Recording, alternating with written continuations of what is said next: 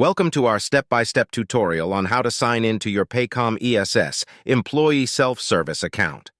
Whether you're an employee or a team member at a company that uses Paycom for HR and payroll management, we've got you covered with easy-to-follow instructions to streamline your login process. Before we begin, if you haven't already, please subscribe to our channel for support. Thank you. Let's get started. First, type Paycom ES login into the Google search engine and access the first site that appears in the search results. On the open page, you will see the login button at the top right. Click on the login button.